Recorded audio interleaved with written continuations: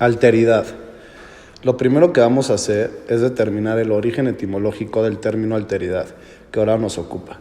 En este sentido, tenemos que establecer que procede del latín, concretamente de la palabra alteritas, que es fruto de la suma de dos componentes.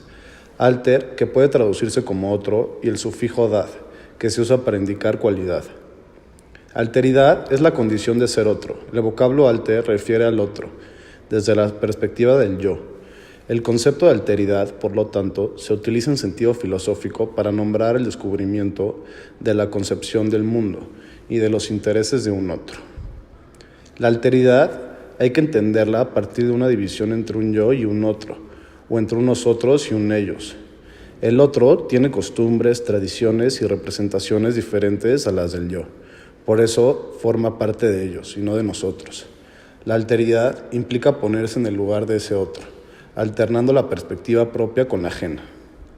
Es decir, la alteridad viene a ser una buena muestra de interés por comprenderse. De ahí que se encargue por fomentar tanto el diálogo como los acuerdos e incluso las vías de paz a cualquier posible conflicto, precisamente por todo lo que es y lo que significa normalmente cuando se habla de alteridad. También viene a la mente otro concepto, el de otredad. A veces se emplean como sinónimos. No obstante, este último tenemos que decir que es aquel término que se utiliza para expresar que cuando una persona está entablando una conversación con otra, lo que hace es adueñarse de ella. ¿Cómo hace esto?, me pregunto, recurriendo a frases habituales como si yo fuera tú, lo que haría sería. Precisamente por lo que significan, por los valores que expresan y transmiten tanto la alteridad como la otredad, se usan en determinados ámbitos de estudio, como por ejemplo la historia o la antropología, y es que sirven para entender las posturas de unas partes u otras en cualquier acontecimiento o hecho. Esto quiere decir que la alteridad representa una voluntad de entendimiento que fomenta el diálogo y propicia las relaciones pacíficas cuando un hombre judío entabla una relación amorosa con una mujer católica. La alteridad es indispensable para entender y aceptar las diferencias entre ambos. En cambio, si se registra una escasa alteridad, la relación será imposible, ya que las dos visiones del mundo solo chocarán entre sí y no habrá espacio para el entendimiento. La alteridad también puede entenderse a un nivel más amplio. El encuentro entre dos países o dos pueblos implica poner diferentes formas de vida frente a frente. Si hay voluntad de alteridad, la integración podrá ser armónica, ya que cada pueblo representa las creencias del otro.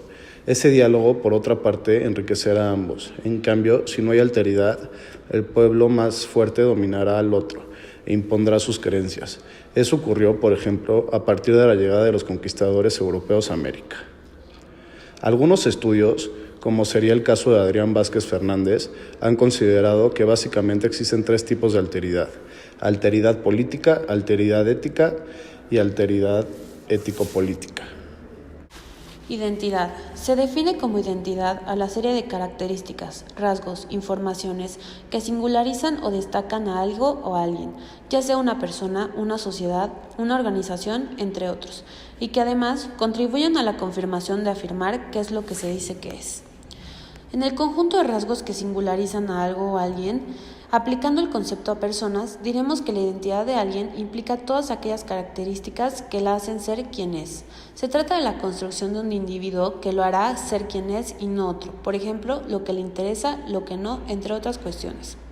También forma parte de esta construcción la percepción que de sí mismo tiene la persona en cuestión. Por caso, lo que es y no es capaz de realizar en relación a las aptitudes naturales y conocimientos aprendidos y los grupos sociales a los cuales pertenece, porque se identifica con ellos y porque rechaza a los que no guardan relación con su manera de ser y pensar. El desarrollo de la identidad de una persona siempre implica un proceso complejo con cierta extensión en el tiempo.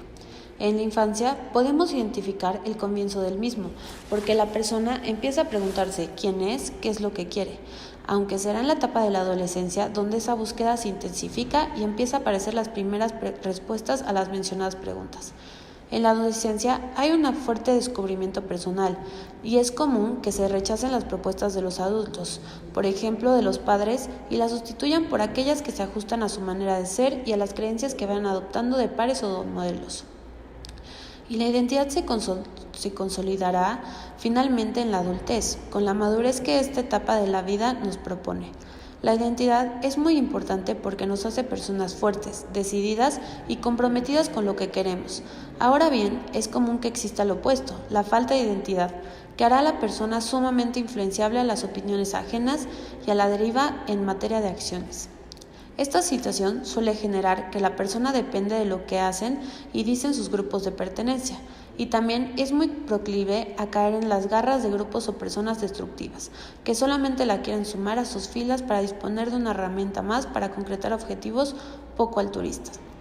Por parte identidad se puede expresar la igualdad o el gran parecido que observan dos cosas o personas. Asimismo, la palabra identidad es empleada para referir la conciencia que un individuo dispone sobre sí mismo y que entonces por ella se diferencia del resto de las personas. La identidad de alguien está conformada por rasgos heredados e innatos, pero también es innegable que la experiencia y el contexto en el que se desenvuelve la persona también presenta influencia en esa conformación de la identidad. Cabe destacarse que la identidad es una palabra que se emplea habitualmente en diversos contextos. En el contexto de la cultura es habitual que se hable de identidad cultural. Consiste en un conjunto de valores, tradiciones, creencias, símbolos y maneras de comportamiento que existen dentro de un grupo social y que actúan con la misión que quienes pertenecen los reconozcan como propios, los respeten y los difundan.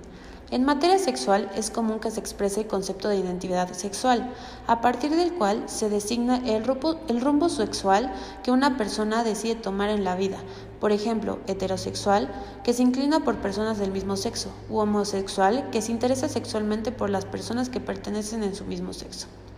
En tanto en la política también es algo corriente hablar de identidad, dado que la identidad política denomina el sentimiento de pertenencia que presenta una persona respecto de algunas agrupaciones políticas o la sintonía que siente por determinadas posiciones adoptadas por políticos o partidos políticos, porque las mismas expresan sus ideas e ideología. Y la identidad nacional es el concepto que designa el sentimiento de correspondencia a una comunidad. Identidad.